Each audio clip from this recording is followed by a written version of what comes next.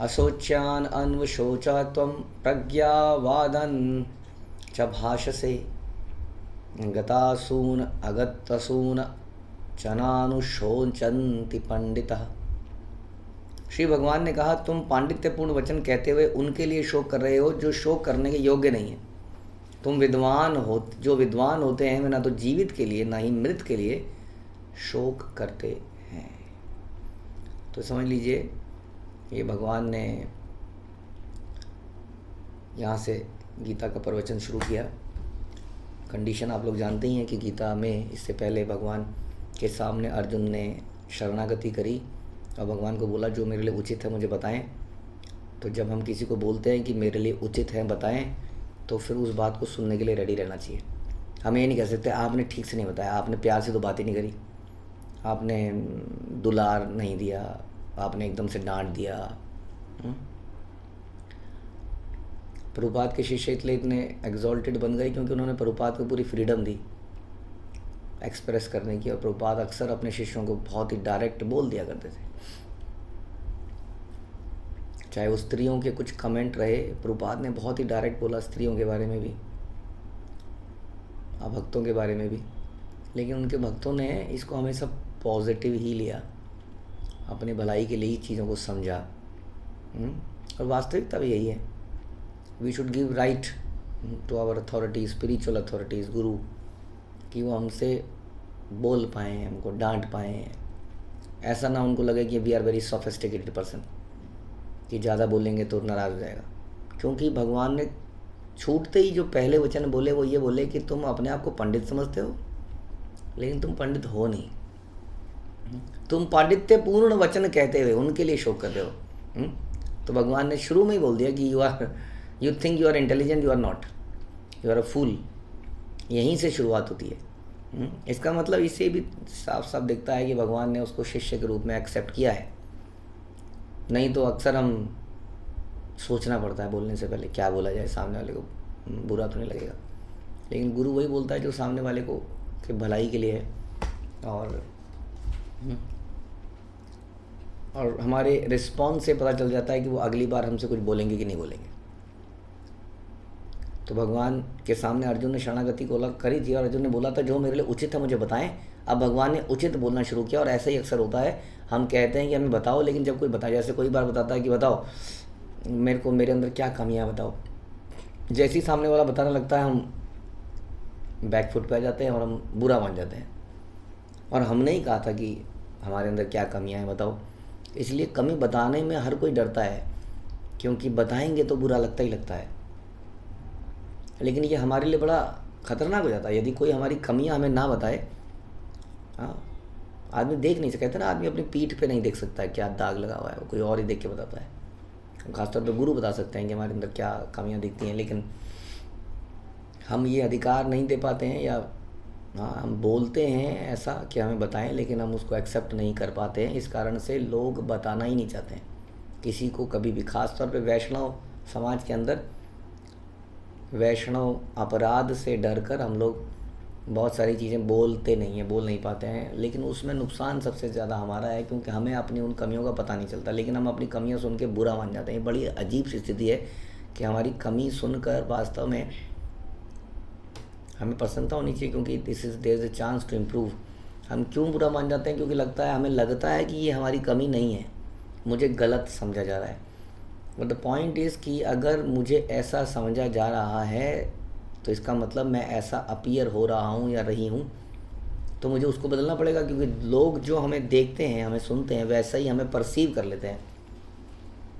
इसलिए हमें अपनी परसेप्शन पे भी काम करना चाहिए। यदि हमारी परसेप्शन ऐसी बन रही है तो उस पर भी काम करना चाहिए, राइट। इस प्रकार यदि कोई हमें नहीं बता रहा है तो वो हमारे लिए अच्छी बात नहीं है, क्योंकि हम कभी इम्प्रूव नहीं कर पाएंगे यदि कोई हमें बताएगा नहीं। तो यहाँ पर भगवान डायरेक्टली बोलते हैं कि तुम पांडित्यपूर्ण वचन बोले, यानी कि तुम बोल ऐसे रहे हो कि you are very intelligent person, लेकिन तुम शोक उनके लिए कर रहे हो जो शोक करने योग्य नहीं है। जो विद्वान होते हैं वो तो ना जीवित ना ही मृत के लिए शोक करते हैं, तो फिर शोक किसके लिए करते हैं? यानी कि शोक जीवन में होना चाहिए या नहीं होना चाहिए? ना तो जीवित के लिए ना ही मृत के लिए हमें शोक करना चाहिए। तो हम कहेंगे तो हम क्या मशीन है कोई, क्या हम क्या पत्थर है, हम यार we should become an emotionless person. ऐसा बताया गया कि शास्त्रों में कि इमोशन नहीं होने चाहिए हमारे, पत्थर हृदय का होना चाहिए। ऐसा कई बार लोगों को लगता है कि स्पिरिचुअलिस्ट जो होते हैं वो बड़े पत्थर हृदय के हो जाते हैं। क्योंकि ना तो जीवित के लिए शोक करना है, ना मृत के लिए शोक करना है, यानी कि शोक करना ही नहीं है। तो फिर किसके लिए शोक करना है, यानी कि शोक जैसा इमोशन ही नहीं होना चाहिए, यानी कि शोक नहीं होना चाहिए तो फिर हंसी भी क्यों होनी चाहिए। वैसे भी गीता में हम सुनते हैं कि ब्रह्मभूता प्रसन्नात्मा ना सोची थी ना कांक्षती, वो लैमेंट नहीं करता किसी चीज़ के लिए, यानी शोक नहीं करता। हाय काश ऐसा हो जाता, हाय काश ऐसा हो जाता। अब भगवान भी यहाँ कन्फर्म कर रहे हैं कि ना तो जीवित के लिए ना मृत के लिए शोक किया जाए। हाँ, तो पहला प्रश्न तो यही आता है कि क्या ये प्रैक्टिकल है। तो प्रभुपाद ने हमेशा यही बोला है कि जीवात्मा जो है इमोशन फुल ऑफ इमोशंस हैं, भगवान भी फुल ऑफ इमोशंस हैं। भगवान अलग अलग रस, हम जानते हैं कि 12 डिफरेंट रस हैं, जिसमें 5 प्रमुख रस हैं, जिसमें सारे रस हैं। ये शोक का रस, विस्मय का रस, वीर रस, ये सारे रस हैं। तो फिर क्या बोल रहे हैं हम, what is this all about. हम देखते हैं कि भगवान के लीलाओं में गोपियाँ शोक करती हैं भगवान के लिए। हम देखते हैं कि जब भगवान कालिया के साथ युद्ध करते करते झील के अंदर कालिया लपेट लेता है और झील के अंदर ले जाता है, तो सारे ब्रजवासी शोक में वहीं पर बेहोश होकर गिर जाते हैं। नंद बाबा झील में और डूबने के लिए भागते हैं, कूदने के लिए भागते हैं। तो ये शोक क्यों है। हाँ, क्योंकि बता रहे हैं कि ना तो जीवित के लिए शोक किया जाए ना मृत के लिए शोक किया जाए। हाँ, तो इसका मतलब निर्विशेषवादी बनना नहीं है, इमोशनलेस बनना नहीं है। इसको समझना पड़ेगा कि इसका मतलब क्या है। वो इसलिए बोला जा रहा है कि एक मूवी अगर आप देख रहे हैं, एक सीरियल यदि देख रहे हैं, यदि उसमें आप रो रहे हैं, आंसू बहा रहे हैं और रुमाल से आंसू पहुँचे जा रहे हैं, बहुत मूड ख़राब है आज, बहुत मूड ख़राब है, क्या हो गया जी, वो माही जो है मर गया। एक चर्चा का विषय बन गया था एक बार, माही मर गया। कौन मर गया, कौन, तेरा देवर, तेरा जेठ, तेरा ससुर, कौन मर गया। अरे वो टीवी सीरियल में वो था, उसका पति मर गया, माही। तो ऐसे में क्या कहा जाए ना, जीवित के लिए ना मृत के लिए, क्या तो एक सीरियल है, वी नो दिस कि वो एक सीरियल है, ना तो वो जीवित है ना मृत है, वो तो एक आर्टिफिशियल करेक्टर है। उसने शुरू में ही सीरियल के पहले ही लिख दिया था, all the characters of this serial and all is are fictitious with no resemblance to anybody living और डेड। हाँ, फिर हम क्यों रोते हैं, इस रोने के लिए बोला जा रहा है कि ना तो जीवित के ना मृत के लिए। हाँ, उसी तरह का एक सीरियल, एक मूवी संसार में चल रही है, जिसमें हम लोग एक एक परिवार में हैं। हाँ, जैसे कि वो मिस्टर माही या वटेवर एक परिवार में थे, वैसे हम भी एक परिवार में हैं। लेकिन वास्तव में एक परिवार ये हमारा परिवार नहीं है, क्योंकि हम ऐसे कितने परिवार अपने पिछले जन्मों में बना के आ चुके हैं। हर बार जब मरते हैं, दोबारा पैते हैं, तो नए परिवार में चले जाते हैं। आज हमें बड़ा प्राउड है कि मैं इस ख़ानदान से हूँ, लेकिन जन्म के बाद हम किसी और ख़ानदान में चले जाते हैं, और फिर हम उस ख़ानदान के हो जाते हैं, और फिर हम दूसरे ख़ानदानों से हेटरेट करते हैं। आज हम इस कंट्री में हैं, we are very proud that we are in this country. अगले जन्म में हम किसी और कंट्री में होते हैं, और फिर we are very proud of that country.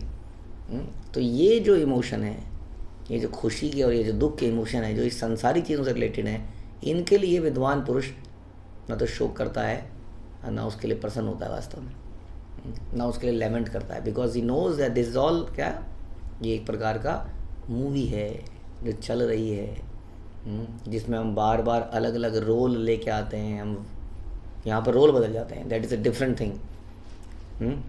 कि यहाँ पर हम जब दोबारा से मूवी में आते हैं, जैसे एक ही एक्टर अलग अलग मूवी बनाता है और अलग अलग मूवीज़ में वो अलग अलग तरह का आउटफिट पहनता है, बोलचाल का तरीका बदल जाता है, कहीं वो स्टूडेंट बन जाता है, कभी वो एक कॉलेज गोइंग या ऑफिस गोइंग बन जाता है, कभी बिजनेसमैन बन जाता है, कभी विलेन बन जाता है। उसी तरह हम भी अलग अलग शरीर लेके अलग अलग बस डिफरेंस ये है कि भगवान के मेकअप में और हमारे मेकअप में बहुत फ़र्क है।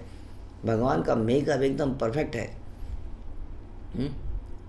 भगवान बिल्कुल बदल के भेज देते हैं, आवाज़ तक बदल देते हैं। हम आवाज़ बदलना मुश्किल हो जाता है हमारे लिए। तो उसी तरह से जो विद्वान है वो ना तो जीवित के ना ही मृत के लिए शोक करते हैं। और अर्जुन को बता रहे हैं तुम शोक कर रहे हो, तो शोक फिर संसार में किया किसके लिए जाए। अब ये क्वेश्चन आया था नेक्स्ट, जैसे हमने तो समझ लिया कि ये तो सब ड्रामा है, तो फिर इसका मतलब ये इमोशन गलत ही है, इसको उखाड़ के फेंक देना चाहिए अपने जीवन से। तो ऐसा नहीं है, क्योंकि हमने अभी चर्चा किया कि आत्मा के अंदर इमोशन है, person is full of emotion, Krishna is also full of emotion, ये हमने सबने डिस्कस किया। तो इसका मतलब ये है कि हमारे इमोशंस उस स्पिरिचुअल एक्चुअल जगत के लिए, एक्चुअल परिवार के लिए होने चाहिए। श्री चैतन्य महाप्रभु जो कि भगवान है, कृष्ण के अवतार बन के संसार में आए, वो पूछते हैं अपने एक भक्त से जिनका नाम था रामानंद राय कि संसार में दुखी होने की क्या बात है, सबसे दुखी कुछ होना चाहिए कभी संसार में, हमें दुखी होना चाहिए? तो उन्होंने कहा हाँ दुखी होना चाहिए, जब हम भक्तों से दूर चले जाएं तो हमें दुखी होना चाहिए। तो दुख का विषय वास्तव में आध्यात्मिक होना चाहिए, क्योंकि हम आध्यात्मिक हैं, we are a spiritual entity. ये पूरा अध्याय हमें ये बताएगा कि we are not this body but we are soul. और सोल कोई एक चिंगारी नहीं है केवल, सोल एक सोल का एक सुंदर स्वरूप है। हम लोग अपने स्वरूप को खो चुके हैं इस वक्त, बट सोल का एक स्वरूप है, उसका एक पर्टिकुलर आइडेंटिटी है। ऐसा नहीं कि सोल जो है एक बहुत बड़े शक्ति पुंज में जाके मिल जाएगी और ख़त्म हो जाएगी। हर सोल की एक आइडेंटिटी है, जैसे आपकी और मेरी आइडेंटिटी है। हर इंडिविजुअल के अलग फिंगरप्रिंट्स होते हैं, रेटिना डिफरेंट है, सब कुछ डिफरेंट है, उसी तरह से हर सोल की एक डिफरेंट आइडेंटिटी है। तभी तो ये आइडेंटिटी भी बनाई गई ना अलग अलग। जब यहाँ पर इतनी वैरायटी है तो उस जगत में वैरायटी क्यों नहीं होगी, ये सोचने का विषय है। जब इस मृत शरीर, मृत संसार में, मृत्यु लोक में इतनी वैरायटी है तो स्पिरिचुअल जगत में क्यों नहीं होगी? वहाँ पर भी हमारी अलग आइडेंटिटी है, हाँ, अलग रूप है, अलग गुण है, अलग प्रकार का हमारा नेचर है, but we are all then devotees of Krishna. वो बात हमें कॉमन है। हाँ, तो इस संसार से दूर हो जाना, भक्त हमें इस संसार की याद दिलाते हैं। व्हेनेवर जब हम इस संसार से दूर हैं तो हमें शोक करना चाहिए। शोक का कारण यही है क्योंकि हम लोगों को हमारी असली पहचान यही लोग बताते हैं। ये भक्त हमें हमारी असली पहचान बता रहे होते हैं। इन भक्तों से दूर रहना, हम अपनी पहचान फिर से खो देते हैं। संसार में पहचान खो देना सबसे बड़ा दुख है वास्तव में। क्यों? अब कोई व्यक्ति पागल हो जाता है, मेमोरी लॉस हो जाती है उसकी, वो हमारे सामने बैठा है, हम बड़ा रोते हैं क्योंकि वो इज लॉस्ट। कौन है आप पहचान नहीं रहे, अपने बच्चे को नहीं पहचान रहा है, अपनी पत्नी को नहीं पहचान रहा है, बेड में लेटा हुआ है। कितने दुख की बात है। हाँ, खा रहा है, पी रहा है, टॉयलेट जा रहा है, नहा रहा है, लेकिन पहचान नहीं रहा है। वास्तव में दुख है। उसी तरह से हम लोग भी अपनी पहचान को भूल जाते हैं, यही दुख है। और ये पहचान को हम कब भूलते हैं? जब हम भक्तों से दूर होते हैं। भक्त हमें हमारी पहचान को याद दिलाते हैं, दैट वी आर ममे वांछो जीव लोके जीव भूता सनातना, कि हम उस भगवान के अंश हैं। ये पहचान याद दिलाने वाले हमें डिवोटीज़ हैं। तो इसलिए इन डिवोटीज से अगर हम दूर जाएं तो हमें शोक करना चाहिए। इसलिए बता रहे हैं कि ये अर्जुन तुम किन्हीं के लिए शोक, रिलेटिव्स के लिए। दुर्योधन नहीं कर रहे दुर्योधन के लिए, चलो ठीक है। फिर अच्छा किसके लिए कर रहे हो? द्रोणाचार्य के लिए कर रहे हो, बट द्रोणाचार्य विल दोबारा पैदा होंगे, आप दोबारा पैदा होंगे, पता नहीं आप द्रोणाचार्य के अगले जन्म में दुश्मनी बन जाओ, हु नोज क्या बन जाओ, हम क्या थे और क्या बन जाएं। आज हम पाकिस्तान और हिंदुस्तान में आपस में लड़ाई है, पता लगा हम अगले जन्म में पाकिस्तान में पैदा हो गए, पाकिस्तान वाला हिंदुस्तान में पैदा हो गया, फिर से लड़ाई है। तो इस प्रकार से सिचुएशंस बदल जाती हैं सांसारिक, लेकिन वो जो इटर्नल परिवार है वहाँ सिचुएशन नहीं बदलती है, क्योंकि वो इटर्नल संसार है। हमें उस परिवार से दूर रहने के लिए शोक करना चाहिए। वी शुड बी लेमेंटिंग कि हम भगवान से दूर क्यों आए, इस संसार में हम क्यों आ गए। इसके लिए हमें शोक होना चाहिए, क्योंकि शोक होगा तभी हम कुछ एक्शन लेंगे। और इस संसार की वस्तुएं वो कैसी हैं, वो हमने समझाया जैसे एक मूवी है। वास्तव में जो इंटेलिजेंट आदमी है वो इन चीज़ों के लिए शोक नहीं करता है। हरे कृष्णा। श्रील प्रभुपाद की जय, भगवद गीता की जय।